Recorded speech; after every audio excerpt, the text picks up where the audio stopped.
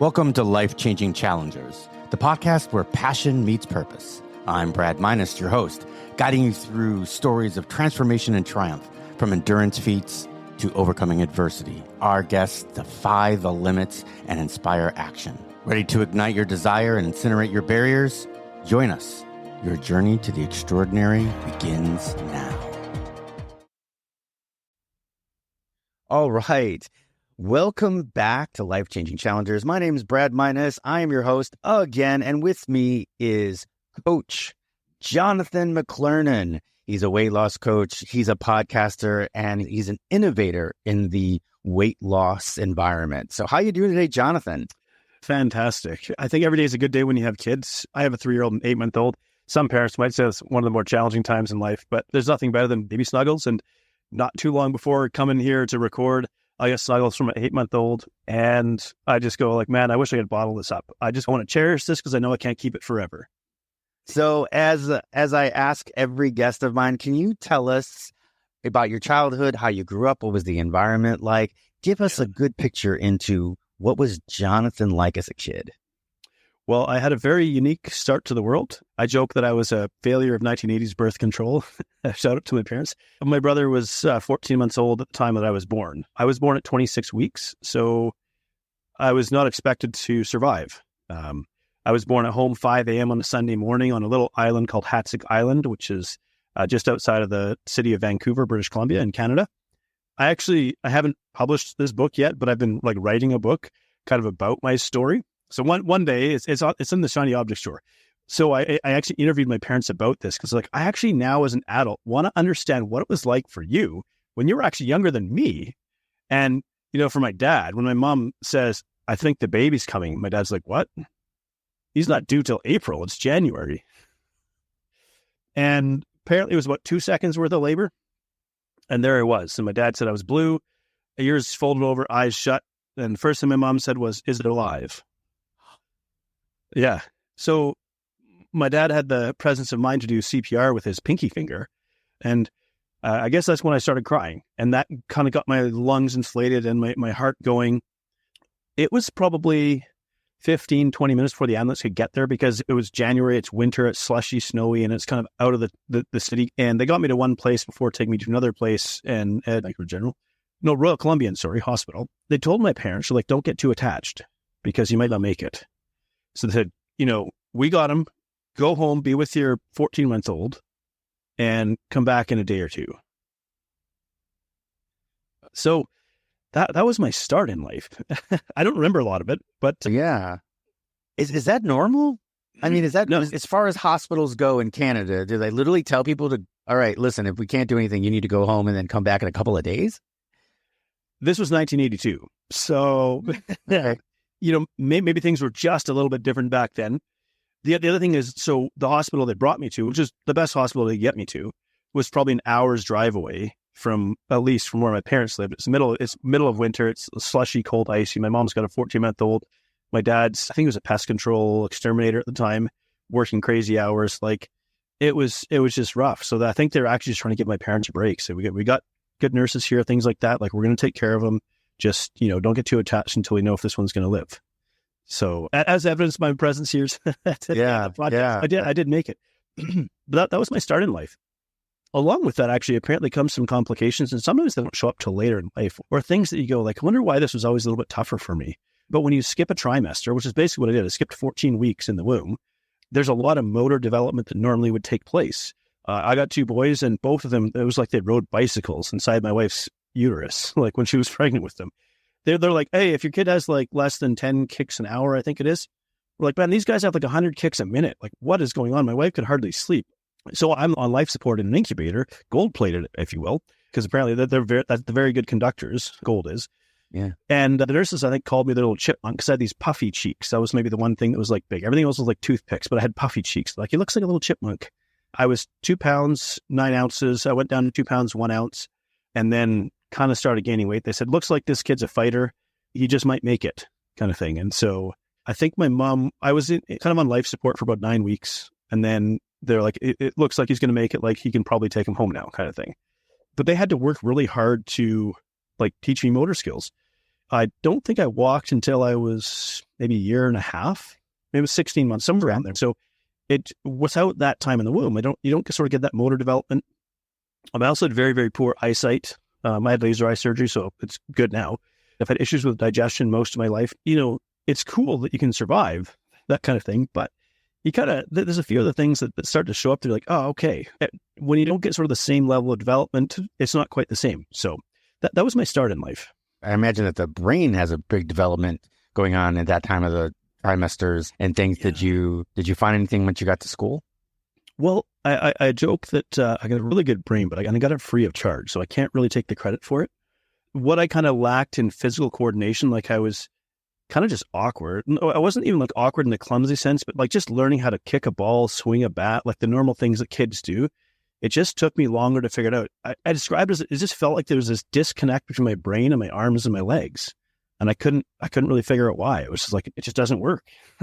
So, but it wasn't like, I didn't go through any special like physical therapy. It was just, I guess you miss out on something. You have to work harder to create those brain connections. What's really cool though, is that your brain can do that. That shout out to neuroplasticity and your brain's ability to learn these things. Because I went to like his kindergarten class and I'm trying to answer all the questions. And they're like, whoa, slow down, kid. You're not going to school for another year yet. Like, it's okay. So it turns out later in life, I learned that I have ADHD. I'm like, oh, that explains why my brain works the way it does. Right. I'm sorry. There's some parallels that are going on between you and me. I was 6 weeks preemie, but if back then that's still full term. Or at least closer than you were. Let's put it that way. Close, but still. Yeah. But I also, now that you say that, and, I grew up in the 70s. So, and then in the 80s, 70s. Look, I have more gray hair than you. You just can't see it because my hair's cut short. My dad, I always had that. He started me in hockey, then tried baseball, and I never was really good at any of it. I went to soccer, and I'm better, but not great. Nothing ever came up. Nothing came up with it. I was a mediocre student, but if you sat me down and made me do the work, I could do it, and I could do it rather quickly and understand it. And I didn't find out till I was 33 that I had ADHD. So the parallels are amazing. Well, and so back then they would have never known to look for it. So here's why I think I got overlooked. I have a really good memory as well. And my kid seems to have inherited. My 3-year-old recites entire books back to me. And I was like, is this normal? Like, I don't have a lot of experience with kids. My wife has been a child entertainer and childhood educator. And she's like, no, it's not normal. He's got your memory. I'm like, oh, okay. So normally with ADHD, people struggle as you have to focus more and start to learn more complex topics. But because I have in sort of the traditional educational sense where you learn information, regurgitate it for tests, I could ace tests without really having to study very much. I just kind of like show up and do it. And then I kind of have a bit of like an engineering brain as well. I can figure out pretty quickly how things work. And so I think I got pretty good at like faking it. Like I scored really high grades. I was known as like a pretty smart kid, and I am in a sense. But it was actually in a conversation with a fellow coach, maybe a couple months ago. And I was talking about my 3-year-old, and she said, here's something you got to watch out for. They can sound like they really understand something, and they have no idea because they know what the right answer is supposed to sound like, but it doesn't mean they actually grasp it. So just be careful, because he'll go through school like that, not actually learning as much as you think he is, but being able to give you the right answers. And I was like, man, he kind of just hit on my education. In high school, I made the honor roll year after year, because I could recite all the answers. But most times I had very little interest in actually learning this stuff. I just would recite it. And then once I was done writing a test, I'd promptly forget it. In terms of childhood, like growing up, I had a pretty good childhood. I look back now through an adult lens and I go, my dad in particular had a really hard life. I now understand why he struggles and has struggled with the various things he did. I have so much compassion and love for him because of who he has worked to be and become. He grew up in a household that really had no love for him. It was basically a cuff upside the head kind of thing. But then my grandfather was a prisoner of war from World War II, captured by the Germans in North Africa, like came back with PTSD, but they didn't call it that back then. Married out of father. Yeah.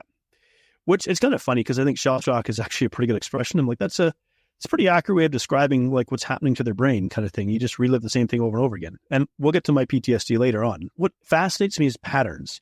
So I look at my grandfather and what he experienced. He would have went to war as a relatively young man. He just experienced the horrors of war. There's nothing good about it. There's nothing glorious about it. It's just awful. It's just a meat grinder for most who fight in that.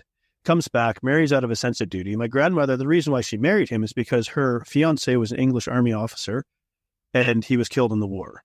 My grandfather's from New Zealand. He had an accent somewhat similar to the British accent. My grandmother was educated at McGill in Montreal and then got her PhD in political science from Harvard. She was one of the first women to get a PhD from Harvard. My grandmother probably should have been royalty or something, I guess. And my grandfather just married out of a sense of duty and fathered children because that's just what you did. That was the groundwork for my dad. And my dad had a twin brother who unfortunately passed away by suicide at the age of 23. He suffered from severe bipolar disorder. It was not, again, not really understood back then. At least it was peaceful for him. But of course, for my dad, the one person in his life through his entire childhood that was by his side, that understood him, that knew him, like that gave him stability when his parents didn't, was taken from him. So I just say that because I think about a human being like going through that. The other things that my dad was shipped all over the world to boarding schools. My grandfather was an oil field geologist. One year he's in Libya. Next year he's in, I don't know, some other country. He actually came to Calgary, Alberta, like not far from where I'm from, but most of my dad's sort of growing up years were kind of either boarding school in England, in Victoria, British Columbia, or New Zealand and Australia. So you put that level of instability with no love into a developing brain, like my dad just knew that he didn't want to be like his dad. He didn't know what to, and so that was, that, and why I share that is because that sort of shaped some of my response to experiences I went through and struggles that I had, but I didn't know it at the time. So the other thing I struggled with as a kid was temper tantrums. Turns out I'm an empath. For most of my life, I would have had no idea what an empath even was. Right. I seem to have an ability to read people that I can't really describe. Read, sense, whatever. I joke that my coaching superpower is X-ray vision. I can't explain it. But as a kid, like what it means is like I take on all these emotions and I don't know how to. I don't know how to filter them or anything. And eventually they have to be expressed. And so it just comes out as a flood of emotions, wild temper tantrum, kicking and screaming and pounding the floor and but it's now I look back and I go, my brain was overloaded. It didn't know what to do with all these big feelings running around in it. My parents would stick my head under the cold shower to basically shock me out of it because they didn't know what else to do back then. And I go, wow. Yeah, because you didn't even, because the feelings that you wanted to express weren't even yours. And so I wouldn't have had words for it. And from their perspective, the way that they were raised, like I was acting out and I was misbehaving and things like that. And I'm not angry at my parents. I love them dearly. They live 10 minutes drive away. I love them. I'm so glad they're in my life. I'm so glad I still have them in my life. And, but I look back and I go, they didn't really know what to do with this kid. I go, I probably wouldn't have either if I was raised in that era and raised, my mom had a beautiful, wonderful upbringing. Her upbringing was lovely, all things considered. There's still tragedy in her life too, but it was much better. So that kind of shaped. So as a young boy, like going to school, I got into a lot of fights as well. Because I was like a temper, I was a hothead, whatever. But there's always a part of me, and I was a pretty big kid until about 13 when I was 6'1" at 13, and then I just stopped. I was like, oh great, I'm going to be like 6'7" and basketball player because that was the one sport I was reasonably good at. I just stopped at 6'1". I was like, at 13, I was like, I peaked early. But as a kid, I would get into a lot of fights. And I in a sense, won a lot of fights. But back then, back in the day, schoolyard fights were like, once one kid was on the ground, the fight was considered done. It was considered that you won. There's none of this like filming it for social media, stomping the kid, going back to other kids, pounding. It was a scrap. You might even have got up and shaken hands after the fight kind of thing. Maybe not, but like you kind of got over it. But I would go home and I would cry afterwards. And I didn't know why, because I didn't know I was an empath. I didn't know that like the fight that we were having, whatever I was doing, and if I hurt a kid, I'd go home and cry afterwards. And I didn't know why I was crying after I won a fight. Hey, because you were feeling the other person's You were feeling the guy that you were fighting. Yeah. So then I realized I don't want to get into fights anymore. Yeah. Because it hurts me. Even if I win the fight, like it hurts me on the inside. I don't know why.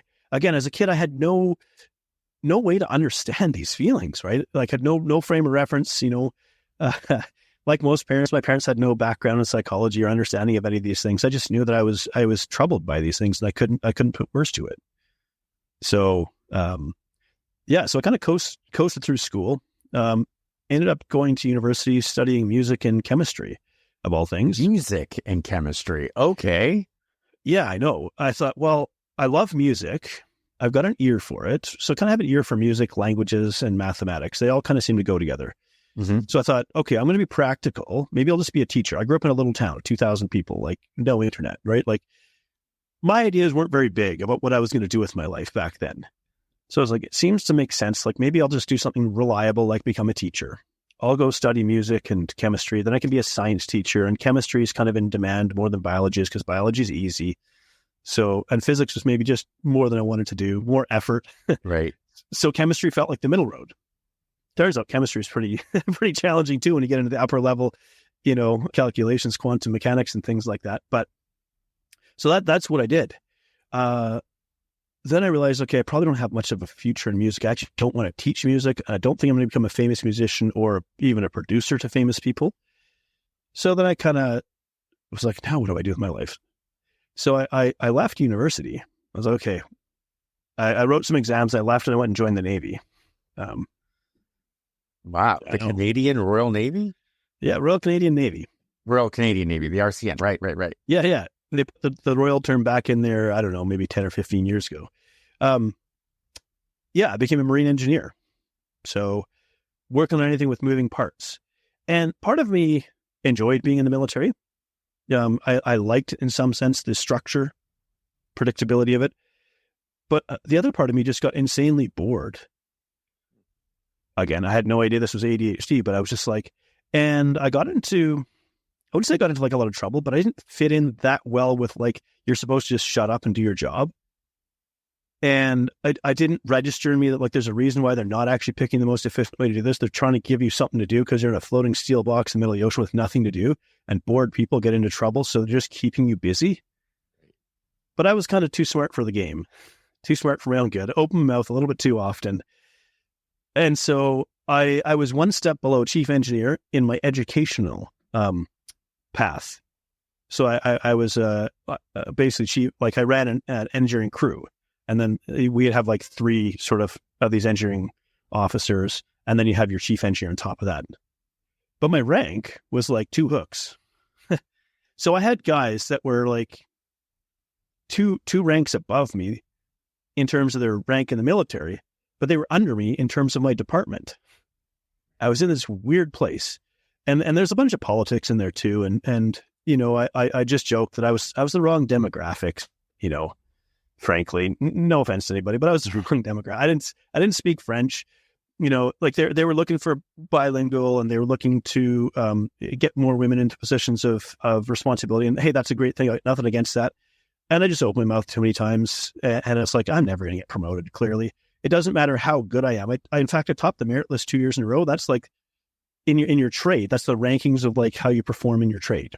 Right. You'd think that would have got me promoted, but it didn't, because I didn't toe the line. Right. So I left the military. My wife and I packed up our lives. Oh, along the way, I met a woman, got married to her. She's from Australia. So when you mentioned Queensland, oh yeah, been over there a few times, mate. Yeah. Oh, it's right. So I came home and said, let's just go teach English somewhere.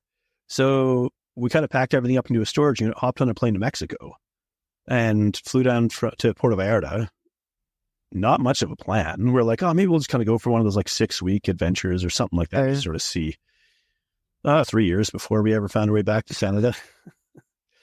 and really it was in the travels where like I had some really hard experiences that we can get into if it's I'm sure it will be of value for your audience. And that's where the struggles really started. But now you have a bit of my backstory. Right.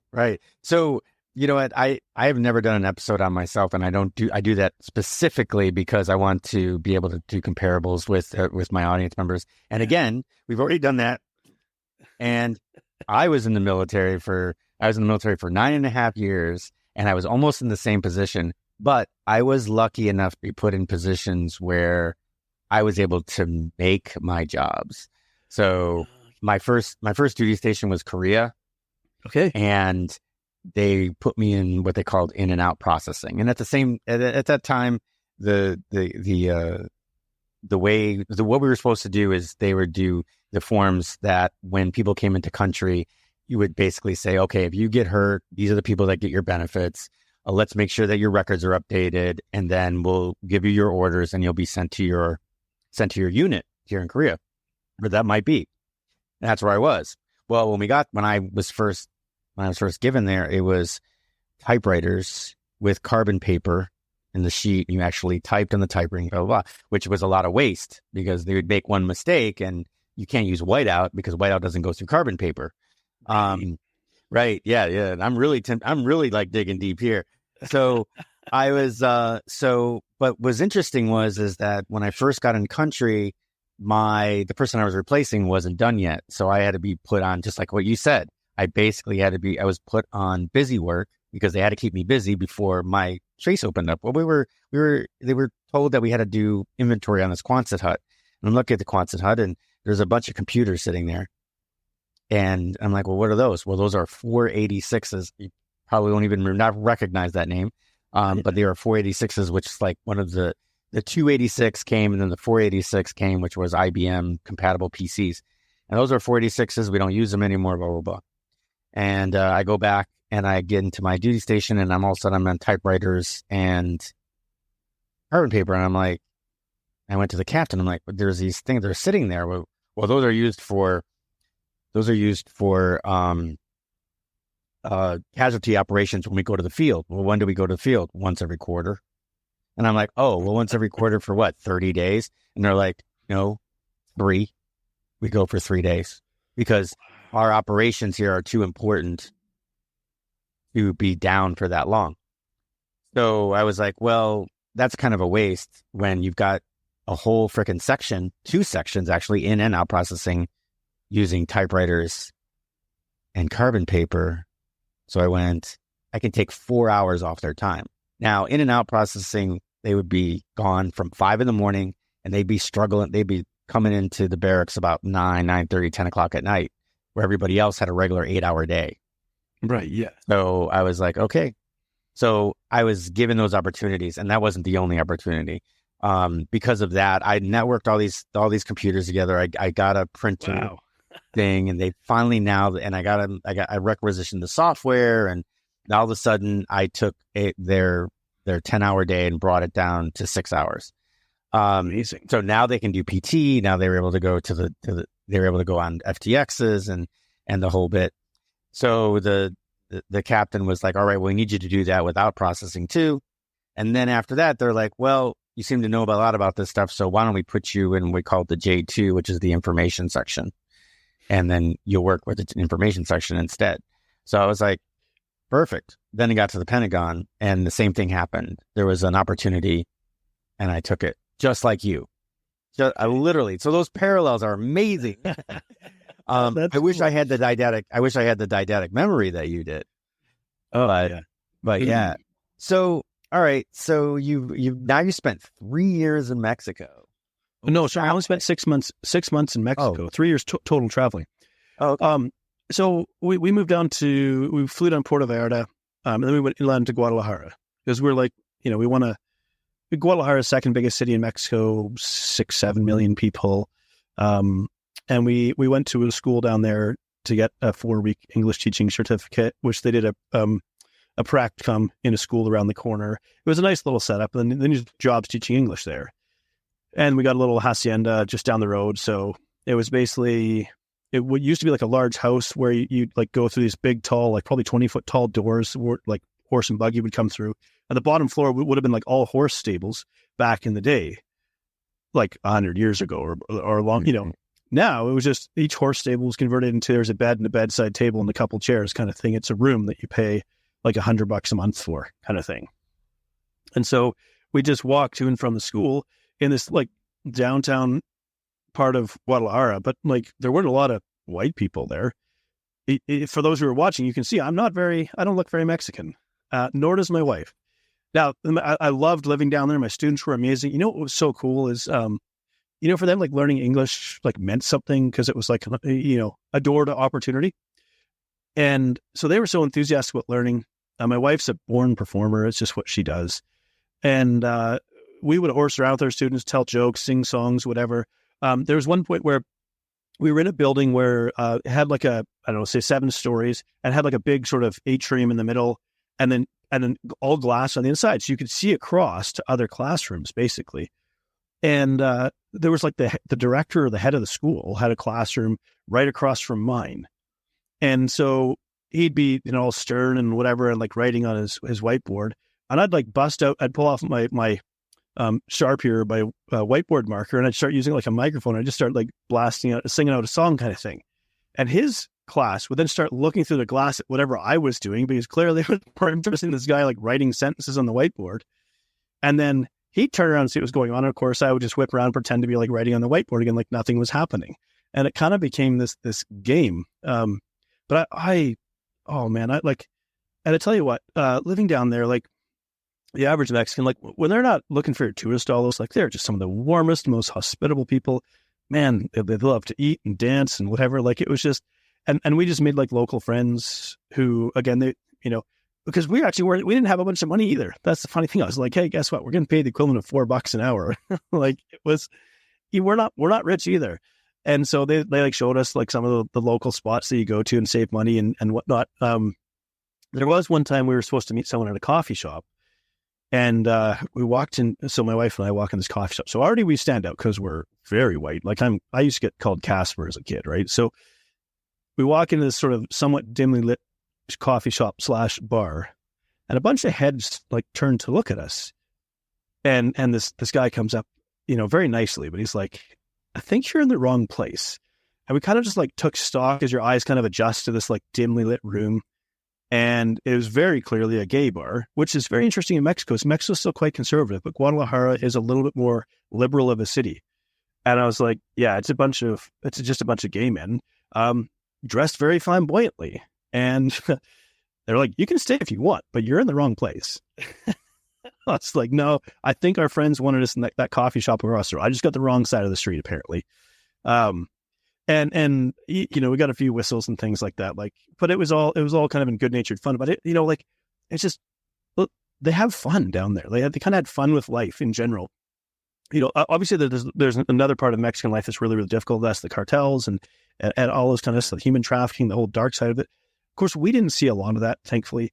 But we also knew the police were corrupt. So you have like the federales who drive around in like these big black armored pickup trucks, 6 guys in the back with automatic weapons and maybe mounted 50 cal.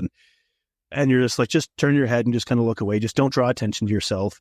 We wore shabby clothes and stuff because another teacher who was from the US, he got pulled over when he was in a taxi, and they're like, hey, we found this bag of cocaine in your pocket. And he was like, no, you didn't. And the taxi driver was like, shut up, you idiot. Give them the money. Like, you do not want to go to a Mexican jail. And so we kind of realized, we loved it down there. We loved teaching. It was fun. We had friends down there. We made friends, but we're also pretty vulnerable. Like, we're just sitting ducks. We kind of got lucky. We never got robbed. We were sure we'd get robbed down there at some point, but we didn't. We even got interviewed for some local TV station and be like, hey, let's find some white tourists and interview them and tell them like life is safe down here.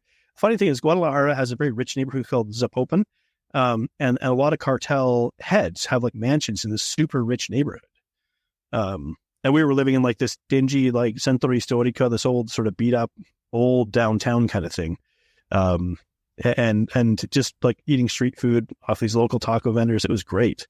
So I really loved it there. But 2 days after we left, there was a drive-by shooting right outside our school, and like 2 people were killed. I was like, maybe we got the sign to like leave at the right time. So we actually got job offers from Italy, because we were planning on heading down to South America. We're going to go down to Peru and, Machu Picchu and that kind of thing. That was what we're going to do. But we were like, okay, well, let's see if we can find some other English teaching jobs down there. And my wife was like, hey, there's this job offer in Italy. Let's try this. I was like, okay. I didn't think they would take me because it was actually teaching English to children. And my wife, childhood educator, she's a trained clown and theater performer and all this. I'm like, yeah, they're totally going to take you. I'm like an ex-military guy with a chemistry degree. Like, they're not going to hire me, but let's try anyways. And then turns out they did. They didn't care. I could teach English. So the funny thing is in Italy, I was a huge hit. Italy still has a very, I'll say, male-centric culture. And so for female teachers, it can be a bit rough because Italian children have to be among the worst behaved in the world.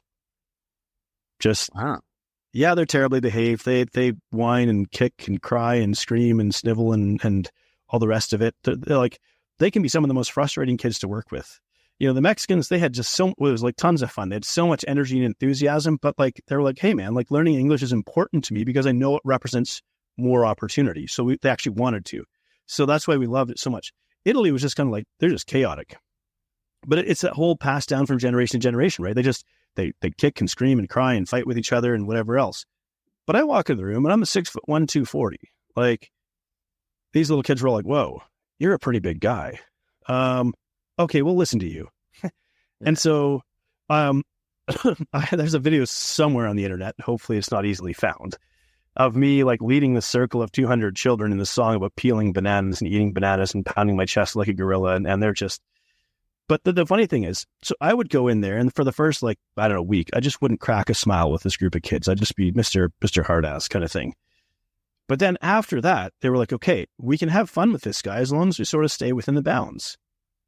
And by the end of camp, like every kid was like running up and wanting to like get a hug or a high five from me and things like that. Whereas a lot of the young female teachers, bless their hearts, they would go in there and, oh, they're so cute and they're adorable and blah, blah, blah. I was like, well, these little children are monsters. Okay. You have to see them as that first. And by like the third week, they're all yanking their hair out. Like, I can't control my classroom.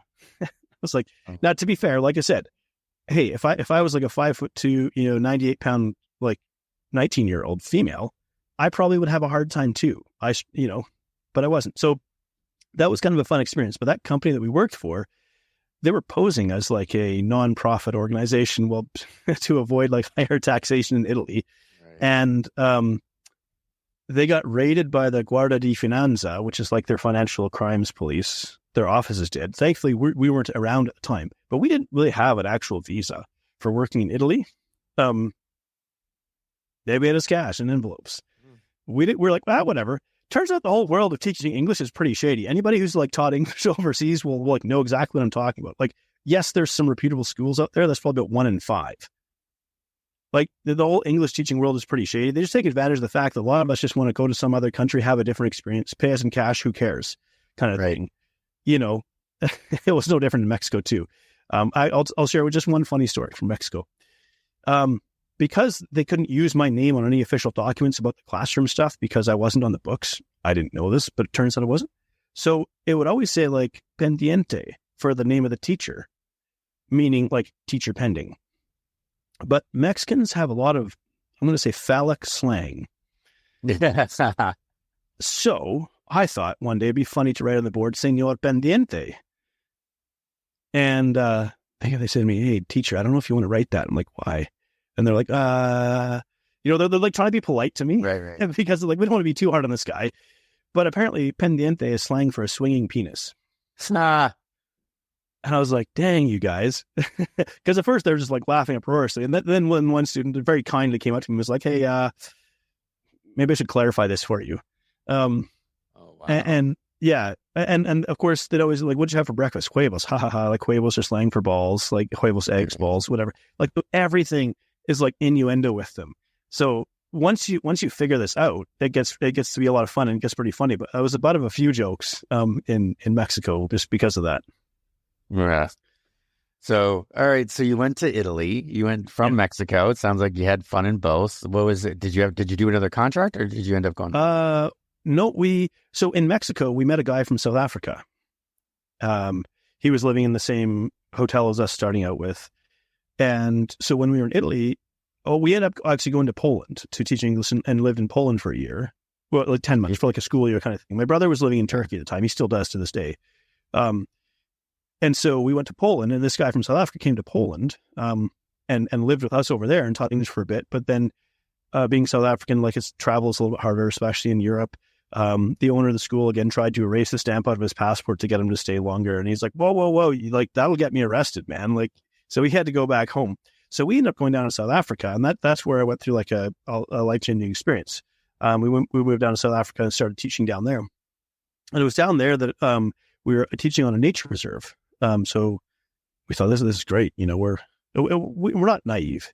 Like we know South Africa, but we went down there 2011. It was a year after the World Cup. We're like, man, they invested in all this infrastructure, all this security to have like a safe World Cup, all this kind of stuff. We're going down with South African friends. We're going to a city that's known to be reasonably safe, all this kind of stuff. And so we lived in a town called Grahamstown in the Eastern Cape. So it's halfway between Port Elizabeth, East London, for those of you who know South Africa. And so we were out on this nature reserve. And one night, we'd only been there about 2 weeks. All our luggage got lost. And we landed in South Africa at the end of July, beginning of August, which is middle of winter down there. And although it's not winter like we have in Canada, it's blinking cold because they don't insulate their houses. And so we had like no clothes for like 3 days down there. So it's funny because people think traveling the world, this is amazing. This is this great lifelong adventure. It kind of is. But then you have stuff like this happen all the time. And you're like, oh, it's not so easy just going to the store and getting some more clothes or something. But down there, one night, Monday night, August 15th, 2011, I was going back to the instructor's cabin, which was kind of nestled away in the trees. You know, there's monkeys, there's all kinds of wildlife out there. This is South Africa. And the door to the cabin was like slightly ajar. And so my thought was, oh, maybe I forgot to lock it. I look back now, I realized I forgot to notice or failed to notice deadbolts sticking out. The door opens and I see 3 guys at the table. I recognized one of them, but he wasn't in uniform. He was one of the Rangers, but he was off duty. So then my first thought goes to, oh, maybe they were going to repair the tap or something. You know, because it was Monday, maybe someone who was, because we would go back in town on the weekends. Maybe someone made a complaint about something, they were coming to repair something. Yeah. No, they weren't. I didn't see the 4th guy who then smashed me over the head while I'm standing at the door, kind of like trying to figure out what's going on. He smashes me over the head with a rock. And yeah, then blood starts kind of pouring into my eyes. I'm kind of seeing stars. I'm a little bit dazed. These guys jump up off the table. They were drinking tea and rusks, right? Rooibos tea and rusks. So if you're South African, again, you'll know rooibos tea and rusks. They were like literally helping themselves to our food. They weren't expecting me, I don't think, to come back at that time. They were robbing us, really, is what they were doing. The ranger would have tipped them off, and then they would have come in to rob us, basically. And so these guys just, you know, I get smashed over the head again, like I fall to the ground. I'm like, no, I'm not unconscious, thankfully, but I'm like, I don't know what is going on. And these guys, you know, just started like stomping and kicking and beating on me. And there's one thing that kind of stuck in my mind, though, and that was I'm wearing like a collared golf shirt for those who are listening. Those who are watching a shirt like this. And this guy, and it's dark out, too. Here's the thing. It's dark. I'm by myself. Like everyone else is in a building like 200 feet away, and it's noisy. It's well lit up. They can't see or hear me at all. And I'm by myself. This guy grabbed me by the collar of the shirt as he's swinging the rock towards my face to smash me over the head again. And he says, shh. And that just like chilled me to the bone. Like this guy's smashing me across the face, intending to kill me. And he's kind of smiling as he's doing this. It's very unnerving to actually stare into the face of pure evil. Yeah. So I don't know how I got the strength to get up. I've been smashed over the head multiple times with a rock. I've been beaten and stomped and kicked, and they're laughing and having a time at this because they know that nobody can hear me. And there's kind of a cultural part of it down there. Like they could have just stabbed me and walked away, but they wanted me to suffer. So they were gonna make this last, kind of thing. And maybe that's the reason I'm still alive today. I don't know if you have any religious beliefs. I'm a Christian, and I say that I believe that like God gave me the strength to get to my feet. Like these guys weren't huge, and I'm a big guy. I had that to my advantage, and I managed to get to my feet and kind of fight them off enough to start stagger running as I'm stunned and I got blood in my eyes and I can't see straight or anything. But I'm towards the light, the building, and for whatever reason, they didn't chase me. They could have, but they didn't, and I don't know why. So I got to the building, the door. I walk in the door. I'm like, I've been attacked. I don't know how many guys are out there because, you know, in South Africa, they could travel in packs of 15, 20 guys. Like the violence down there is just, it's on a level that we don't like. You'll see it in like maybe some inner cities in the US, but this is like an everyday thing down there. Like this is just, it's, you know, anyways, So all our students freak out too, right? And we're kind of barricading the buildings. We turn the lights off. We put, I would say I wasn't doing this. I was just slumped over holding a fork, thinking I was going to defend myself with a fork. Well, blood's pouring out of my head. Like, what's going on? I don't know. I don't know what day of the week it is, kind of thing. My wife was incredibly brave in all of this. She's like directing their boiling water. They pushed a fridge against one door. She's just arming whatever they can find, because we don't know how many guys are out there, and we could be in for some kind of fight. Thankfully, one student had their cell phone with them. Most of them didn't, because they weren't supposed to have their cell phone with them during like learning hours, or in this case, it was hospitality preparation. So it was like serving hours, and some of them would like run the kitchen and be waiters and stuff like that, But one had their phone and was able to call a police station. And by a stroke of luck again, it was like a senior police captain who walked by an office where this phone rang and picked it up, because most times the police don't even care. They're just there to collect a paycheck and not get hurt. But he picked it up and he dispatched some police. But the problem is we're 45 minutes from the nearest town. And to get to where this nature reserve is, you have to drive down through a valley. So at night, these police cars, they drive in the front gate and they have like their lights flashing, and you can see all the way across the valley where there's still 25 minutes drive away, because it's not a straight road. It's this windy, bumpy down through the valley, back up the other side to get to where we are, kind of thing. And so these guys, I forgot to mention, they were trying to smash the doors down, the windows down with shovels, but doors and windows in South Africa, they have bars on them. And so they were trying to break the doors down to get in. Now, they probably would have been in a fight for their lives if they did get in, because there were 25 of us in there, and we would have been fighting for our lives. But anyway, so they could see the police, and they just kind of like melted into the bushes. As the cops get there finally, and they come in, and they go, "Oh, nobody died or got raped? No? Okay, cool. We're going to leave now. You're probably just fine." What? My wife was like, "No, you're not. My husband needs to get to a hospital, and they're still out there. And some people saw their faces. You're going to take statements." Oh, these guys, they were thick as bricks. But we have our problems with police. I understand that. But by and large, they're competent. Right. These guys don't even care, let alone are they competent. Holy crap. Yeah. So, got to the hospital. It was like, I was concussed, but it wasn't like, but had they knocked me out. So it turns out the night before, these guys had beat to death another guy, smashed his head in. And I don't know why the cops told. Why would you tell someone this? Like, oh, you're lucky. They smashed the other guy's head in last night. So I guess this is a crew of guys that went and smashed a guy's head they said he smashed his head in like a pumpkin. Oh, geez. Yeah. And I was like, why would you tell me that? Yeah. So there was a lot of fallout from that. Yeah. I can't even imagine. I can't even fathom what you went to. So How long did it take you to recuperate from that? Well, and I guess I'll say one other thing. So while I was like being attacked, it was dark out. I couldn't really see the guys. I'm concussed. I'm dazed. I don't even know what day of the week it is or where I'm at. I'm just trying to stay alive. I'm like, I can't die tonight. I can't die tonight. That's running through my head, screaming for help. And for me, I'm like, maybe I got a taste of hell that night. Screaming for help, nobody hearing me, that kind of thing. So that left like a mental scar as well. So physically, bruised ribs. They didn't break any bones because, I'm fairly thick. And so they'd have to hit me pretty hard. They didn't manage to break any bones. They didn't fracture my skull. Like, it was all at that point surface level, because they didn't finish the job. They were just having so much fun kicking and stomping and beating on me that they didn't finish the job. And that's, oddly enough, something I can be grateful for, because they were taking their time. But mentally, now we're like severely traumatized, but I got no idea what trauma is. I don't know what PTSD is. I don't know any of this stuff. So, we're basically going to shock, but we're like, hey, they're not going to win. They're not going to win. We're going to stay here. We love the work that we're doing. We're going to stay here. So we stayed on for another 4 or 5 months in South Africa. And in that time, so we were like, we're not staying out overnight on the nature reserve anymore. We're going back into town every night. And our students aren't staying out here either, because we're not putting them at risk either. So we got housed in the town and just got kind of bussed out every day. But in the remaining about 4.5 months that we were still down there, the house that we lived in was broken into 13 times. We had the copper pipes cut out for copper, so then we lost our running water. It's like living in prison. but the inmates are on the outside. And in all of this, like I got to the place where I was ready to start making traps so that when they broke in, like I could catch them and I could tie them up and I could beat them to death. And that was when I knew we had to get out of there. Because there's a part of my brain that went, this is insane. You can't do this. You're not this person.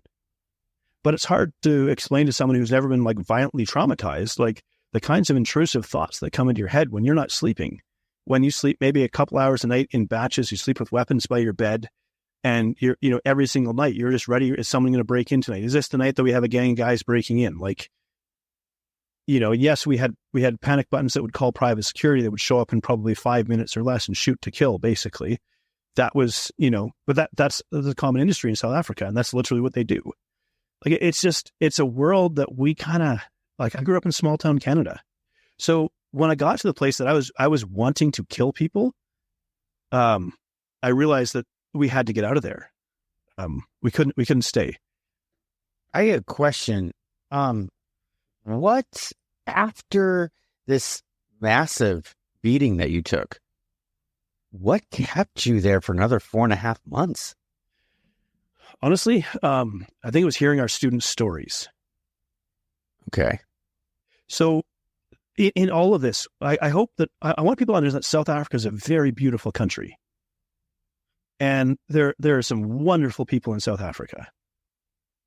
We love, our students would hug us. We love you. Like, it was, I don't know if I'd ever said it to white people before, but because we're not white South African, maybe it was like, we actually, because,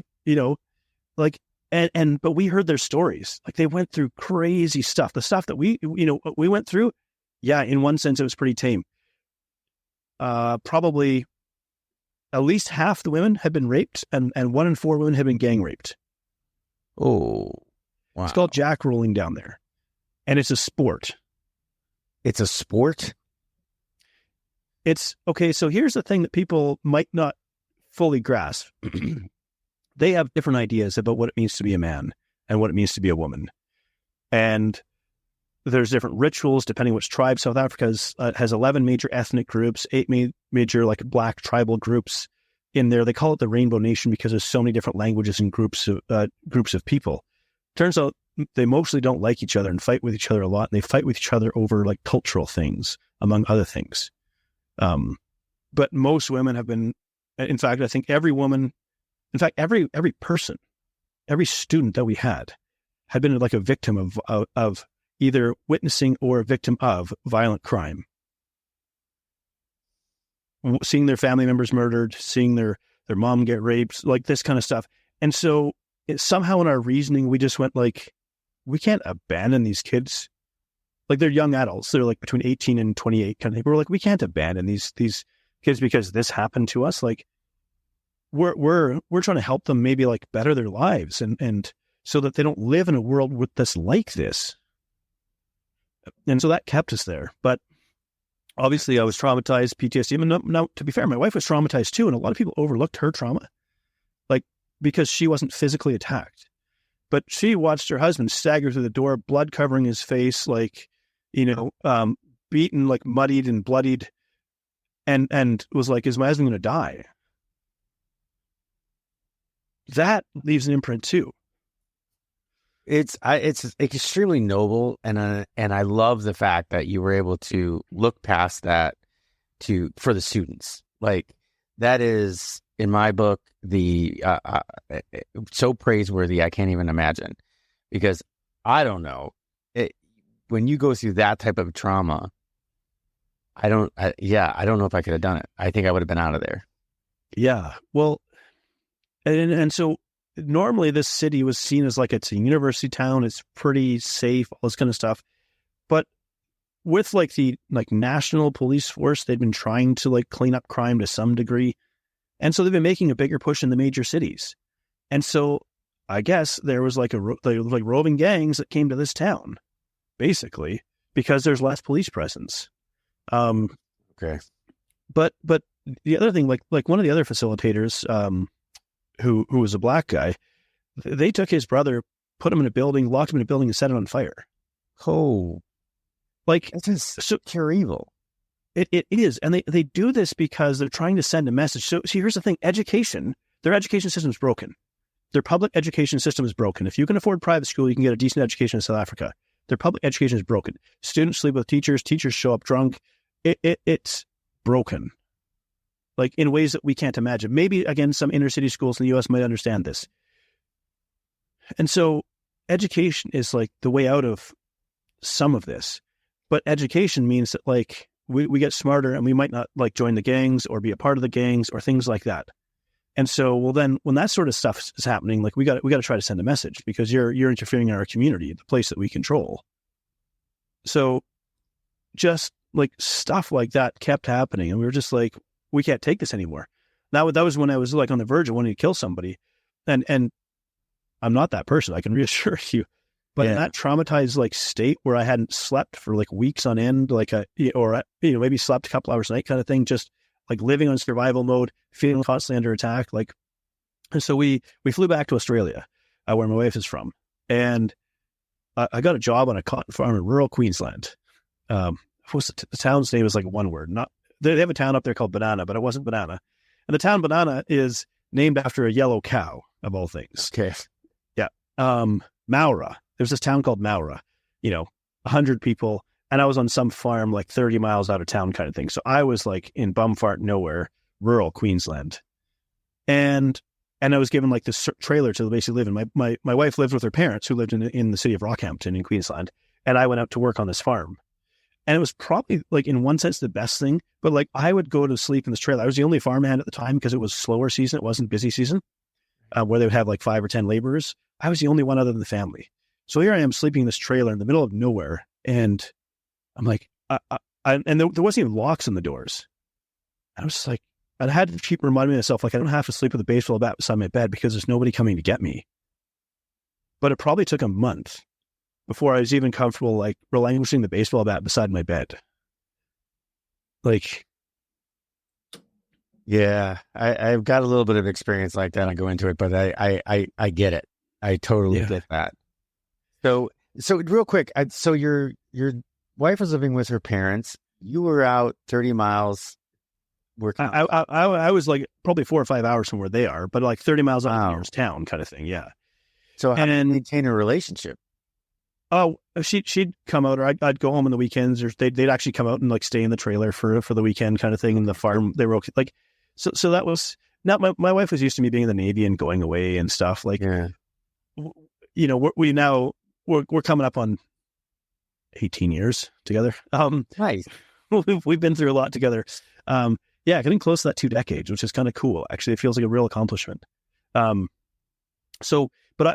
the other part. So I'd really become a binge eating food addict at that point. Of course, I had no language to express. I didn't know what was going on. There's something about like dissociating with your body, like not even people like, didn't you notice you were gaining a whole bunch of weight? And I was like, well, no, because in my traumatized state, it's like the self-image I had was frozen of this guy that was reasonably athletic. The guy that lifted weights and played sports. Like I can't hardly explain it to someone, but I was like, it wasn't registering in my brain that this was happening, but I was just like smashing food. And of course, living out on this farm with, I would just go to the local grocery store, buy pizzas and hash browns and whatever, and just like mow through food like nobody's business. And I blew up to like 330 pounds. Wow. Yeah. And thankfully I had this physical job because that probably stopped me from hitting 400 pounds, like it was hard work on this cotton farm. That's what I was going to ask, because I was like, man, I know what it's like to work on a farm, and it's not easy. I mean, you're killing 2,500, 3,000 calories a day just in work. Yeah. And that means you had to be eating like 4,000 to 4,500 calories over what you burned over your BRM. Yeah. So, yeah. Oh my God. Yeah. The one thing I remember about it is, so the way they would do irrigation there is you have like irrigation trenches that run alongside their paddocks, which is what they call their fields. Right. And then what you do to sort of get reasonable level irrigation is you get like these 10-foot like PVC pipes that are maybe 4 inches in diameter, and you pump them into the water that's running on the irrigation channel to get them to act like a siphon, throw them over the edge of the ditch, and then water starts running in. And you have to go around and basically make sure they're all like, because you don't want to do spray irrigation because it's just too hot and you just lose way too much moisture. So you do like irrigation like this. And they had a property right on the river so they could pull water off of there. And the river is flooded. But anyways, so that's the part that I remember about the physical job. But so now I've like lost myself. Who am I? Who is this guy? Just for the sake of time, we'll fast forward a little bit. We eventually got back to Canada. We went back to South Africa, would you believe? But only for about 3 weeks. And we went to the Western Cape and went to Cape Town. We went, Table Mountain. Like we wanted to have a positive experience in South Africa. We didn't want to leave with our last memories being like cowering in some guy's like guest house at midnight, hiding behind the bed we tipped up on its side because we thought someone was trying to break into the house. It turns out he just went out to his garage to get something he'd forgotten. Like that's how like traumatized we were. Whispering to each other, like texting him under like the blankets so the light of the phone wouldn't show that we were there. Like, hey, we think there's someone in your property, that kind of thing.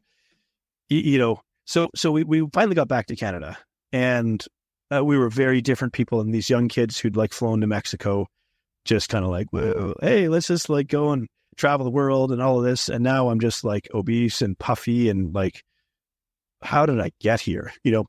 So I thought I was going to go back to the Navy. So we went and lived with my parents in this little town called Okanagan Falls, 1,500 people.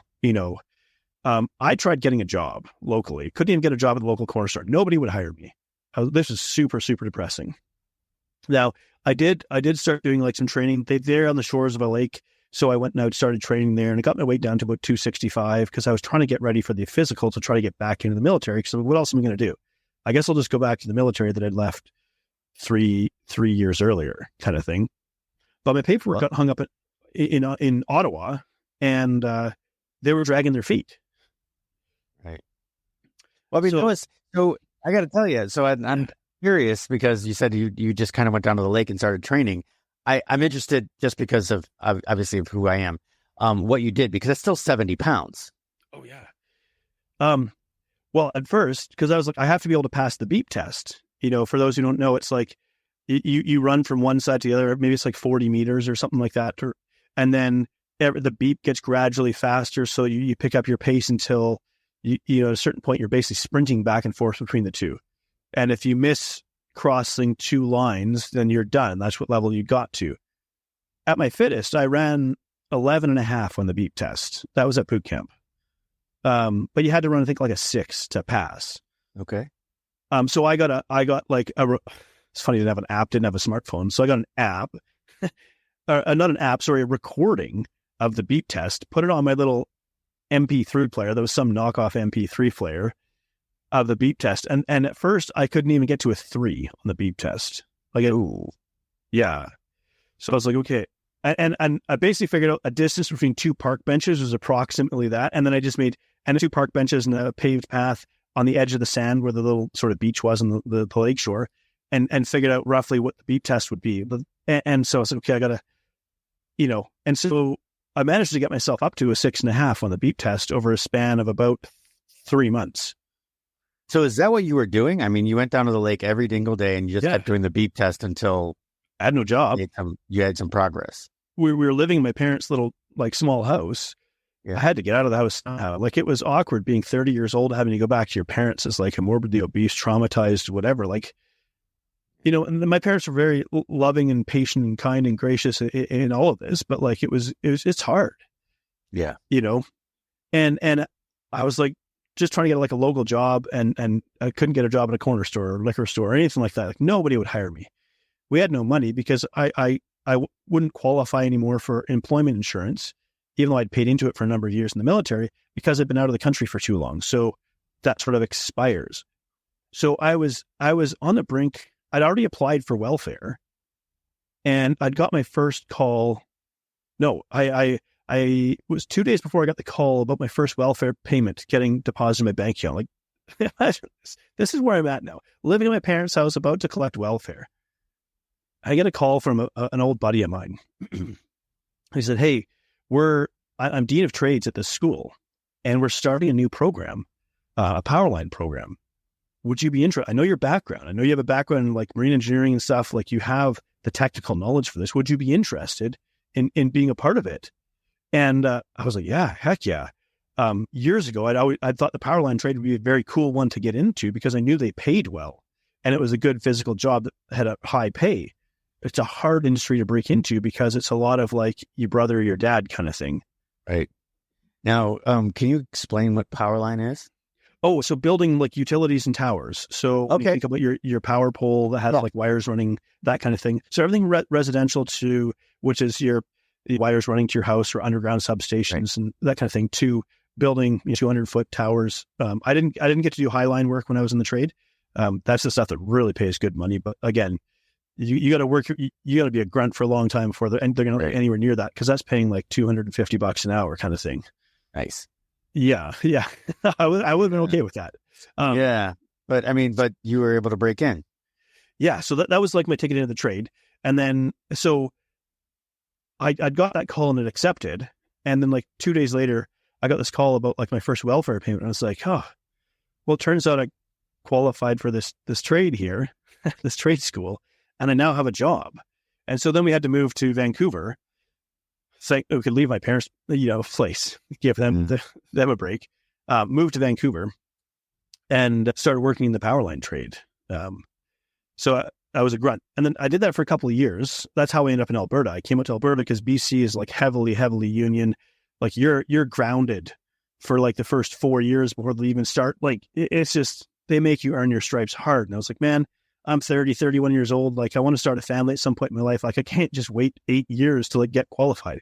So I came out to Alberta and it was like, boom. Oh, you've already done your first year of school and you have X number of hours working in the trade. Cool. You're already a second year.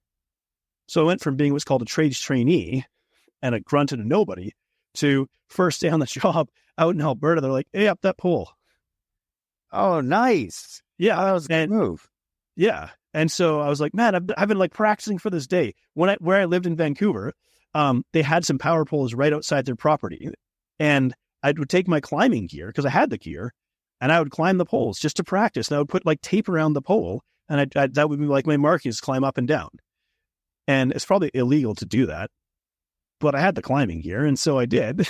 Yeah. so I worked for a company that built rural utilities and utilities to like energy projects, i.e. oil and gas, getting power out to these drilling sites, things like that. So it was hard going. You're climbing poles all day long. Like you frame a pole on the ground, you get all your poles framed up, then you get all your poles in the ground, then you got to climb up and get the wires on and stuff like that. So it was a very, very physical job. And so that helped me to lose some weight. But then I got injured. I slipped on an icy road and landed awkwardly on my arm and I injured my elbow. And so this is about 2014 now. And I couldn't climb without pain. And I did rehab and all this kind of stuff. But once you make an employment insurance or workers' compensation claim, you're blackballed from the industry. It's a very insular industry. And it's like, that's it. So they couldn't fire me while I was under rehab. But as soon as my rehab was done, they were like, oh, sorry, we ran out of work. I was like, you liars. What? You liars. So you slipped on an icy road while you were at work? Yes. And claim workers' comp, and then they say, oh, well, sorry. What? You ran away.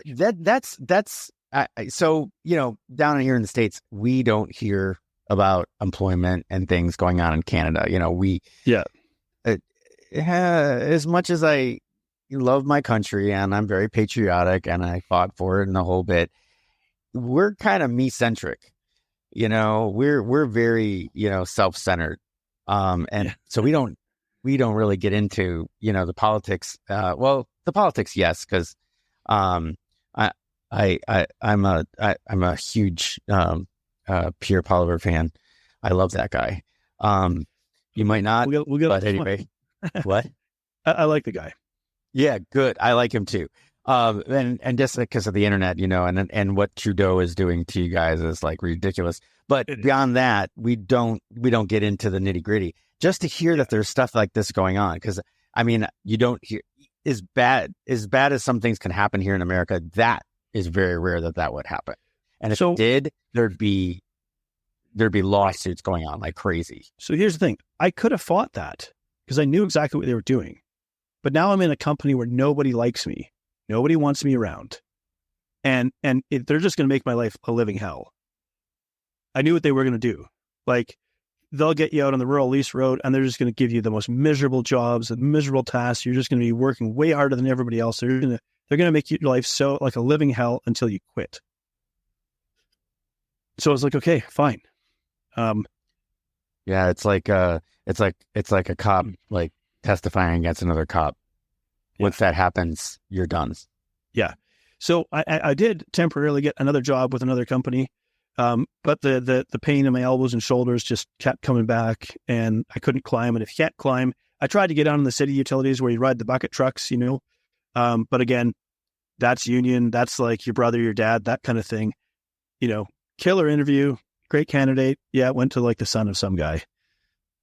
I was like, now at this point in time, my wife had to go back to Australia to get her permanent residency for Canada. So when you go through the permanent resident process, you either apply in the country in Canada and you're not allowed to leave the country for 2 years while it's being processed, or you go back to your home country and you can't come back into Canada. She opted to go back to her home country, which I supported, because like if something happens to her family, she's not going to not go home and see them. And so we were apart for basically a year. And so I'm now living alone in a basement suite in Alberta with like no friends. I had a few, like hardly any friends, no job. I'm injured, unemployment insurance at least, and just badly depressed. Keep in mind, I've never really dealt with my trauma, and the eating and everything just came back. It all just came back. And I remember one night, like spite eating, like this entire like chocolate bundt cake that I bought from the grocery store, and just like binge watching Netflix or whatever it was at the time, just angry at myself, hating the world, just all this self-loathing that came back. One thing we didn't really get into, but I actually forgave the men who tried to kill me. I never saw them again, so I didn't do it in person. But when we were living in Turkey with my brother after the South Africa incident, and I was kind of psychologically decompressing there. I know some people are listening. What? Where? How do we connect all the dots? Sorry. But after we left South Africa the second time, before we got back to Canada, we stopped in Turkey to live with my brother for a little bit while I was just trying to psychologically decompress. And I was just tired of being angry. I was tired of the rage just like filling my body and just violent thoughts and all this kind of stuff. And I made the decision I had to forgive these guys. And for anybody listening, like forgiveness is a process. It wasn't like I made a decision like I forgive you and ta-da, I'm free. I had to make a choice. I was like, okay, how am I going to forgive them? Like, so when the rage would like come in, I would go, okay, I could, part of our brain can kind of think outside that super, super intense emotion. It's really strange, but it can. And I would try to think, what happened to those guys? What happened to them? What happened to them? This is their life.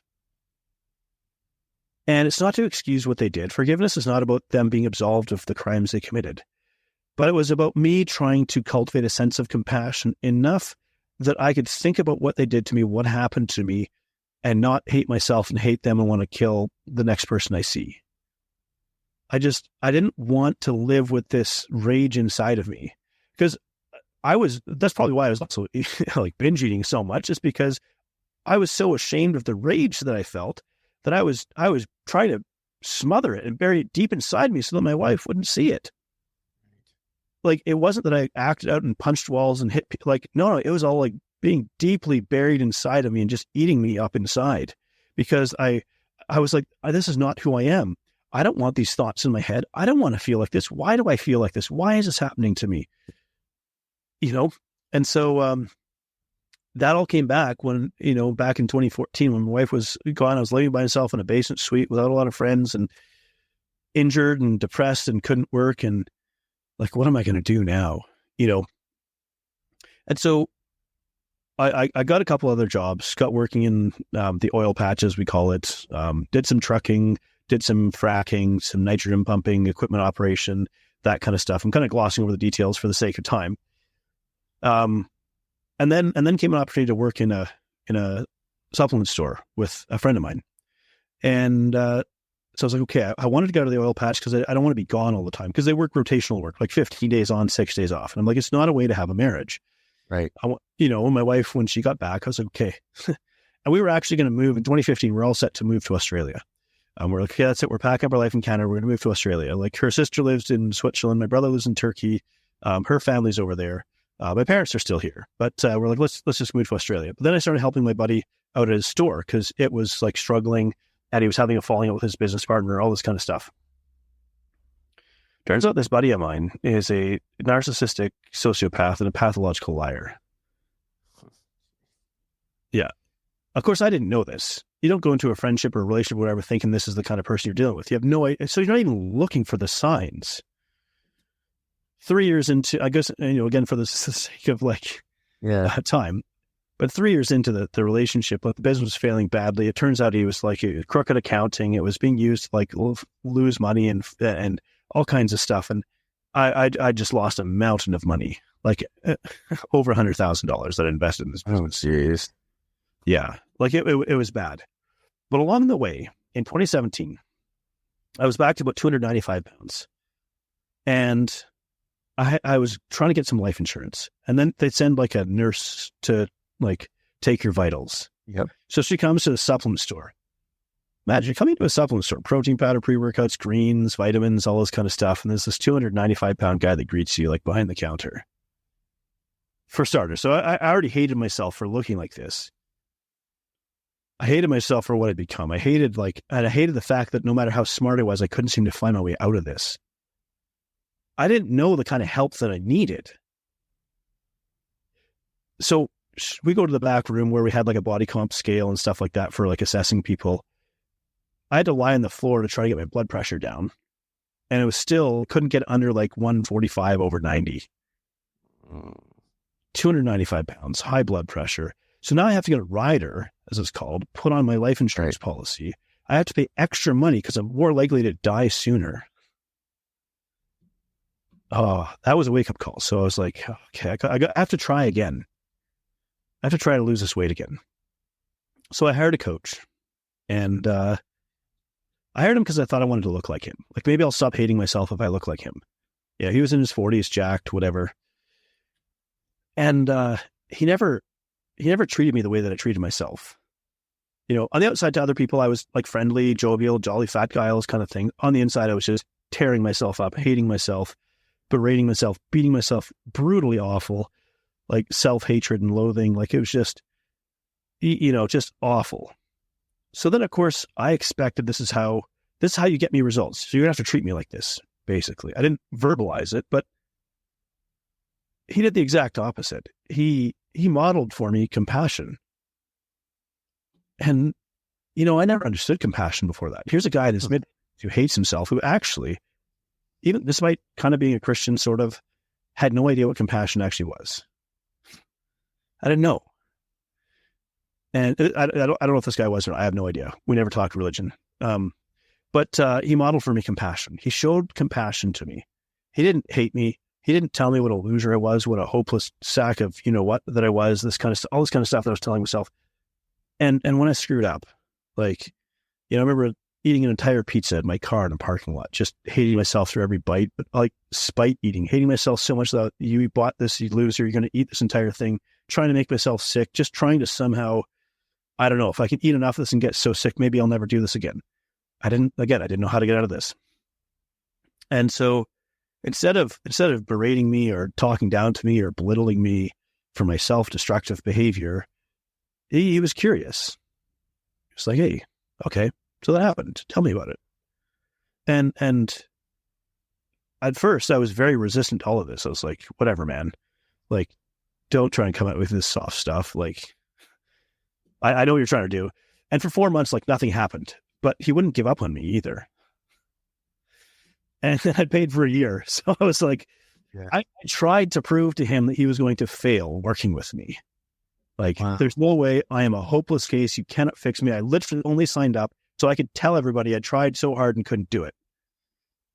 And he just kept being patient and compassionate with me, just refusing to give up on me. And, little by little, like, changes started to happen in a way that had never happened before. I'd never like actually compliment myself. You know, I can say this day, I'm a world-class coach and not even be ashamed of it.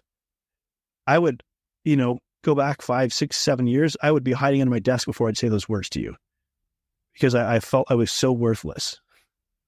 I have an incredible brain. I have a great brain for coaching. It's literally what I'm born to do. I love it so much. Like it just, like I said, I can't explain it. It just works. It clicks. It makes sense. But back then I couldn't even utter those words. Like I couldn't even think about it. And he just kept being patient and compassionate with me. And I thought I was going to lose 80 pounds in the year with him. I lost maybe like 50, 60-ish pounds, which is pretty significant, by the way. But I'd lost and gained weight. I joke that I've lost 600 pounds, right? Because I've ridden the diet forward so much, like trying this thing and that thing. And my wife, bless her heart, my long-suffering wife, watching her husband just, you know, heading straight to another brick wall, but not really being powerless to kind of stop me for I was going to do this thing and you know, all over the place. Yeah, he just patiently and compassionately worked with me and just wouldn't give up on me. And it was just little wins, just a little bit of this, a little bit of this. Okay, hey, let's try this. Is this possible? You know, you could have never convinced me this kind of approach could have worked. There's no way. I was trying to destroy myself in the gym, snorting pre-workout, screaming, lifting heavy metal, listening to heavy metal and lifting heavy metal. I was like, you know, like I'm a pretty strong guy. I can lift a lot of weight. Not that anybody cares, it turns out. But none of it was getting me anywhere. I was still massively overweight, no matter how hard I lifted and how much I screamed and all this kind of stuff. And he took the totally opposite approach. And just bit by bit. And so I kind of kept going on that journey and I learned how to not hate myself. I had to first learn how to not hate myself before I could learn to love myself and appreciate myself. But it turns out like you can't beat yourself into a vibrant, healthy body. You cannot punish your way into vibrant health. I have a couple of drill instructors that I can introduce you to that I would say differently, but I agree. Of course, you can starve somebody and make them lean. You can put them through physical hell and get them in shape, but I wouldn't call that being vibrantly healthy. No, I agree. I agree. So if people ask, well, how'd you lose 100 pounds? Or how long did it take to lose 100 pounds? I'm like, like a decade. And that's not the answer they want to hear. Of course, you want to hear that it took me 6 months. This crazy, cool Instagram-worthy transformation story. And it's like, no, this was like slugging through hell, my own internal hell, fighting myself every step of the way, hating myself, like just, you know, getting somewhere, losing 50 pounds and then gaining 60 pounds, you know, just, you know, working hard for 4 months and destroying it all in a month and just not understanding why, what the heck's going on in my brain. We didn't even mention the anxiety and depression part, like, because I'm like, oh my gosh, I don't want to be respectful of time, but like, it's almost inferred, right? I mean, PTSD, you're by yourself. I mean, part of this has to be causing you some anxiety and some depression. Oh man, first without your wife for a long time. I mean, that's just it's just got to be hell on you. Yeah, I had no idea what's happening either. Like I didn't have the language or the understanding that this is a panic attack. Like what? And I would have denied it anyways. Get all angry and whatever. This isn't happening to me. Whatever. Yeah. No, I get it. After 9/11, I was on I went through a set of panic attacks that kept me on the couch where I literally could not move. Like it would hurt to go to the bathroom, you know, until I was able to get through it. So I get it. Yeah. So this coach, along with I'll call him a neurologic chiropractor. I don't know what else to call him. He's a chiropractor, so you can bill under chiropractor, but he does other stuff. Studies brains and concussions and stuff like that. I'm not a huge fan of the chiropractic trade. No offense to chiropractors. I don't mind you as people, but like, I don't like, 18 treatments in 6 weeks, not getting me anywhere. Sorry. But this guy worked on my brain instead.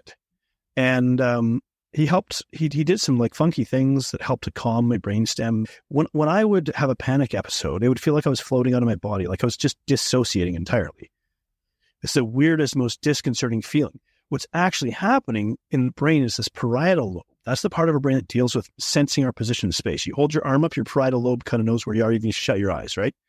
Well, that wasn't functioning in my brain, so I couldn't feel myself in my body. And so my first aid treatment was to punch myself in my left leg because it was the right side of my brain that was more under functioning. A big, strong signal that says I'm physically present in my body. And then we did some other things to help my brain calm down. And I went 4 years without a panic episode. Nice. Yeah, it was pretty cool.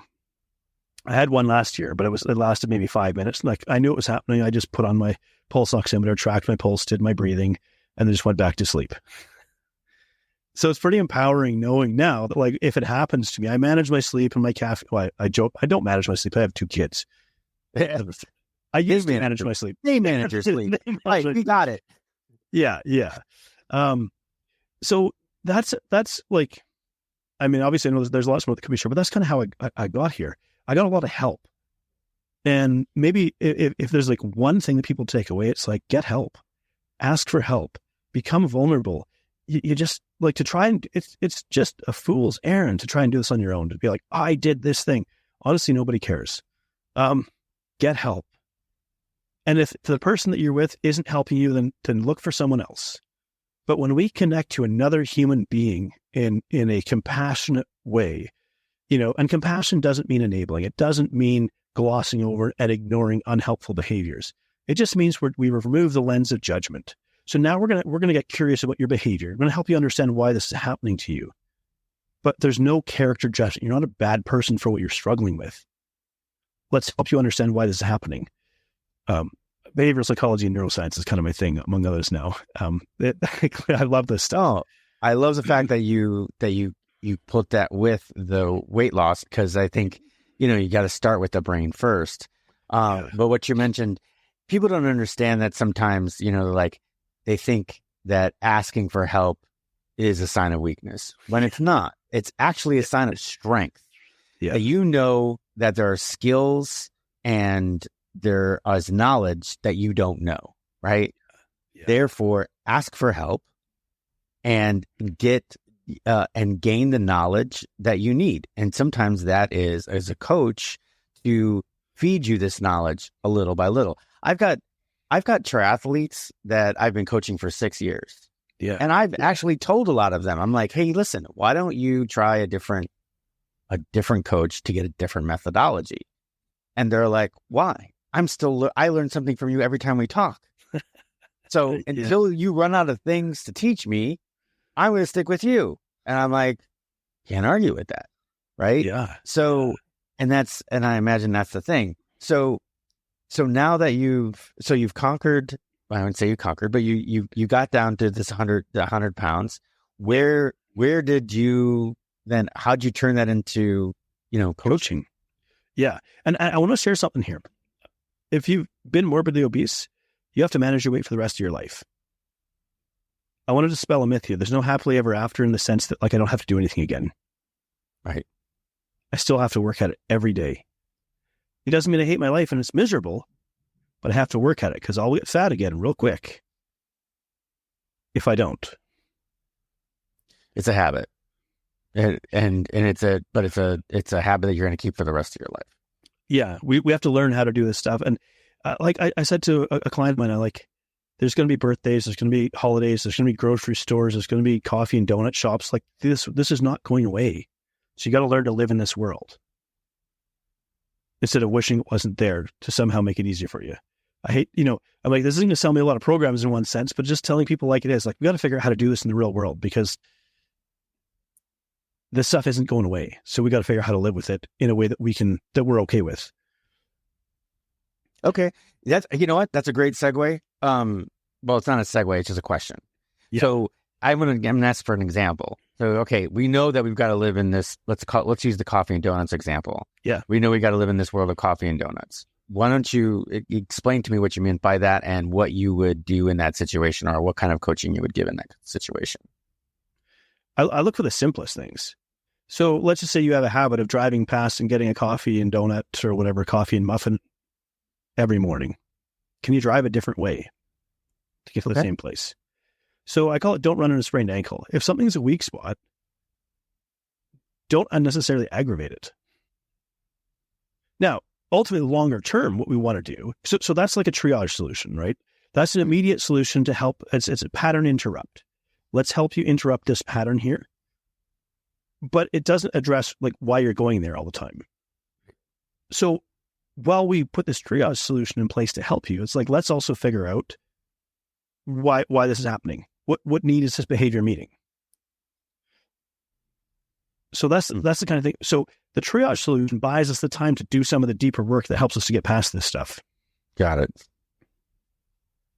Makes a lot of sense. Yeah. So here's kind of how I like to think about coaching. I got lots of analogies, but I'll give you two. Okay, in the Navy, when you get a bomb threat, two people have to search every space on the ship. You send in one person who works in that space every day and one person who never goes into that space. Why is that?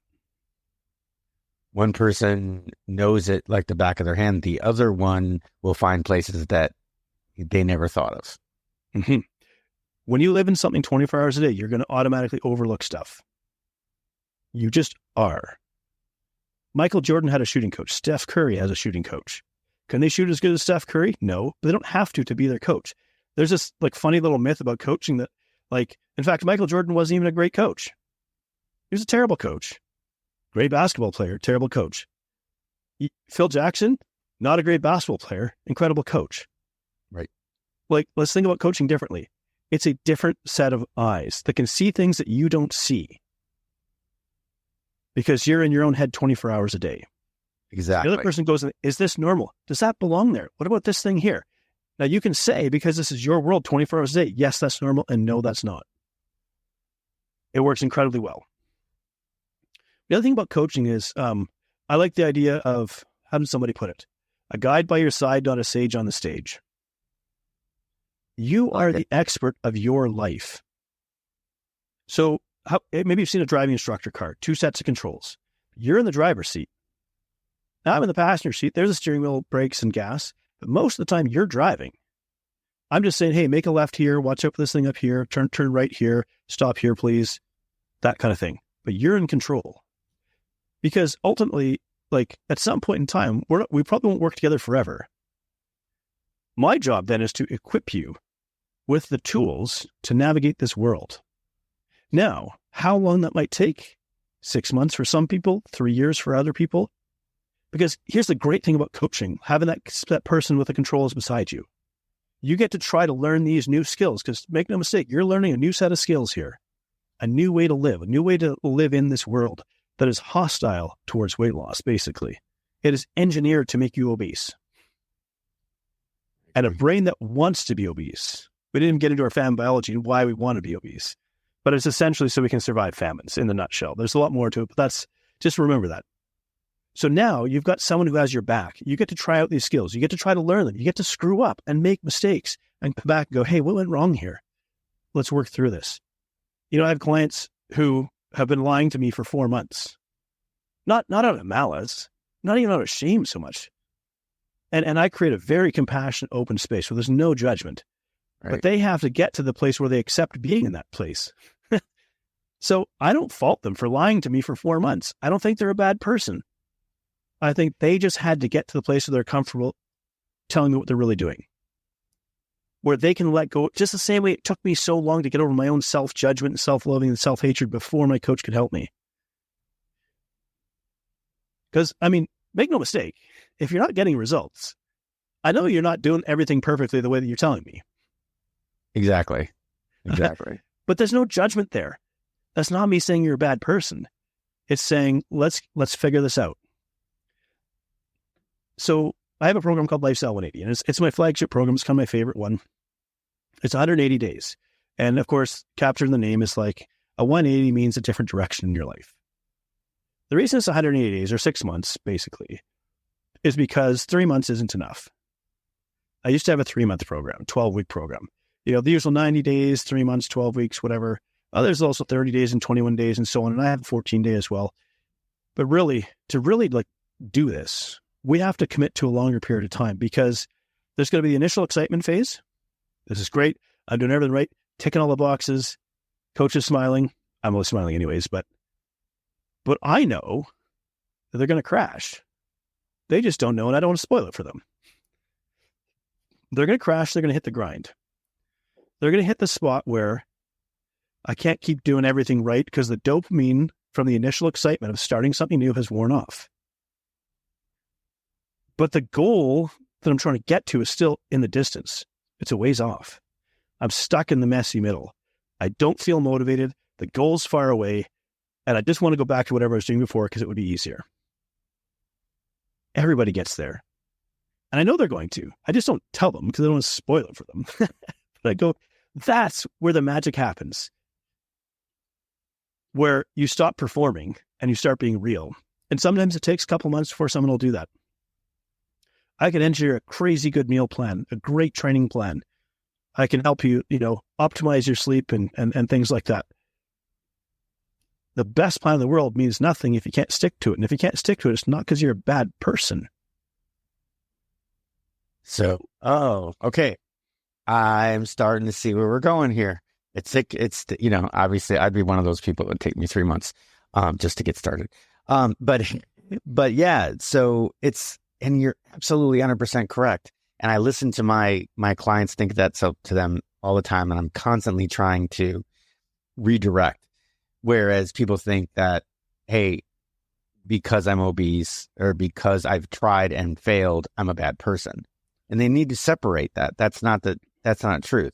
I mean, even me, I know that if I'm on the bike and I'm supposed to be hitting a certain metric for that workout and I miss my metrics, I'm like, oh, you loser.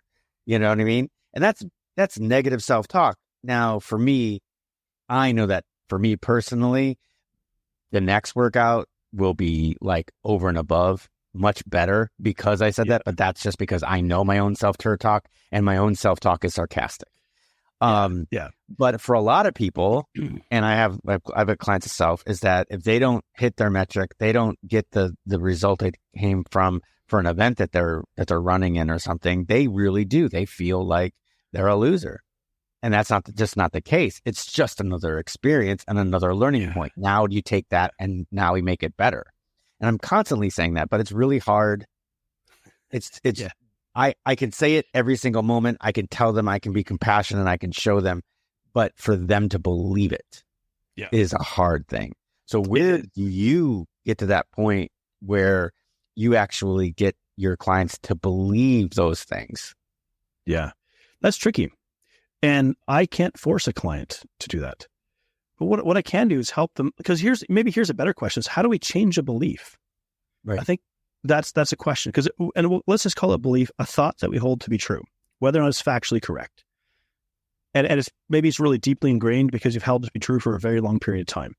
I'm never going to lose the weight because I've struggled and tried. Now, part of that is your brain making a prognosis. Your brain's looking at your past behavior to try to predict your future behavior and decide if it should spend energy on this endeavor or not. That's a simplified version. That's what's happening. So you're encumbered by that, but I'm not. So that's where I get to look at you and see your potential. And I go, actually, here's what's possible for you. Now, you might not believe me yet when I say this because of that belief in your brain. But maybe you've heard about the circus elephant. The analogy of where the elephant was a baby and they chained it to a steel post in concrete and the elephant wasn't strong enough to pull it out and so on. And then it's this learned helplessness, essentially. Then you see the elephant as like a big, 5-ton, 10,000-pound majestic beast that can knock over trees and pick them up with his trunk and be used for logging, tied to a fence post. I think, why doesn't the elephant doesn't even try? Because there's this belief. So the human equivalent is kind of like you're tied to a surveying stake, a little 1x2 in the ground with an orange ribbon on top or something like that. And you're walking in a circle around this, just a pattern of behavior playing out and repeat. Surface circumstances look different, but the pattern of behavior remains the same. And your brain's telling you this is your safe place too. Let's not forget that. This is your safe place. Keep doing the same thing. I can keep you safe if you do the same thing. When you try to change it, it gets unsafe. That's what your brain's telling you, right? That primal part of your brain. When you take an action that is contrary to a belief that you hold to be true, you start to challenge that belief. But if you try to make it too big a leap, your brain will reject it. And you'll go right back. You'll even jam the stake back into the ground. This is where I belong, right? So you gotta be sneaky. You gotta be subtle. How did I go from hating myself to being able to say I'm a world-class coach and I love myself? How did I get there? I had to like slowly chip away at that belief. It didn't change overnight. Brushing my teeth. Why did I brush my teeth if I hated myself? Because there's a part of me that said there's some value in me still. And so we turned brushing my teeth, a daily habit, into chipping away at this belief. I have value. I have value. I have value. It's okay. Putting a bottle of water beside my bed. So in the morning when I wake up, I hydrate. I have value. I have value. Just chipping away at it. That first step, pulling that stake out of the ground. Oh, it's kind of scary, you know? And the first few steps away from that, you're dragging that stake behind you. It's getting snagged on weeds and roots and things like that. You're going to get tripped up by it. It doesn't, like, I love this expression that says relapse is as natural to change as exhaling is to breathing. I like that. The way that we're neurologically wired means that we're going to relapse. But if you know that it's going to happen, then you don't get stuck in a pity party thinking you're a terrible loser when you relapse into an old pattern of behavior. You can't take something that's been wired into your brain for 40 years and think in 4 weeks it's going to be different. Our brains don't work like that. You have to create new neural pathways in your brain. But to change a belief, an action that's contrary to the belief, a small one repeated over time until one day the stake just falls off. And you're free from it. I'd love to tell you it's a lightning bolt from heaven, but it's not. You chip away at it, little by little, actions contrary to that belief, until one day a new belief is fully blossoming in your brain. That's amazing. It's also pretty beautiful. Relapsing is to change as exhaling is to breathing. Relapsing is as natural to change as exhaling is to breathing. Relapsing is as natural to change as exhaling. That's awesome. I love it. And we got to think about that. But that chipping away, that's the key right there. If you take anything away from this, it's that fact that if you want to make those changes, it's a small chipping away every day at the belief until you finally are able to let it float away. Yeah. That's fantastic. And I think that is probably the best place for us to start to wrap this up. And I think we've gotten such amazing information, and your story is incredible. And I'm very honored and privileged for you to share it with us. So Coach John is at freedomnutritioncoach.com. Yep. And then he's got a book, a free ebook that'll show you exactly how to crush your cravings. And that's get you started.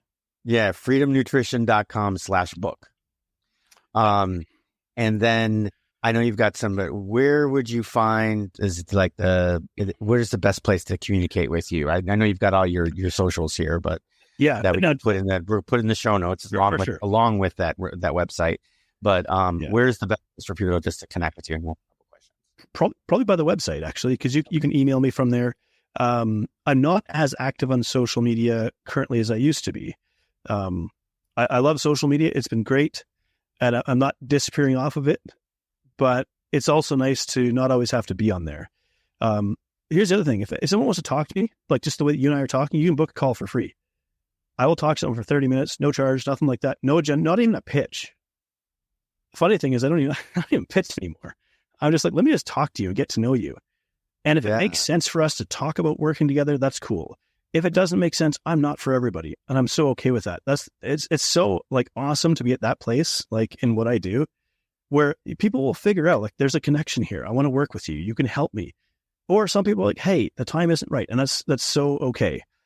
So yeah, just shoot me an email or go to the website and book a free call to chat with me. I'd love to. I don't mind talking. So yeah. No, you know what? It's so funny because I do the same thing. I do a consultant call. And then exactly. And I like, if you don't feel like it's for you, it's fine. You don't even have to make a decision today. Yet 75% of the people that go off and say, oh, let me think about it, come back and they book. So I think it's definitely the greatest model. And I don't pitch either. I just say exactly what you said. So people are smart nowadays. They know when they're being gamed. Like consumers are way more savvy. I'm like, I'm not going to treat you like you're a dummy, and I'm not going to emotionally manipulate you. I'm just going to talk to you like a real human being, tell you how valuable it is that I can help you, and let you decide. Exactly. And on the website, he has got tons of testimonials on there that you'll have to take a look at. And some of them are absolutely amazing. So please take a look there. I will, obviously, I'm going to put the website and his contact information in the show notes. He also has a podcast called Between the Before and After, the stories that shape us. You said that you took a hiatus for a while, but there's 193 episodes in there for you to go back. There's a few to look at. And it's amazing stories of people overcoming adversity in life.